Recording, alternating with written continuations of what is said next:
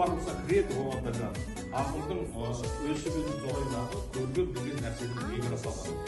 Не болса сіздер көп нәрсемен көресіңдер, одан ғибрат аласыңдар, сол жаңағы руханиясы деген сол сіздерге. Мен біздер ең ұзақ болмай тұрғанда мен қасиеттің бір екі суреттерін айтып кетейін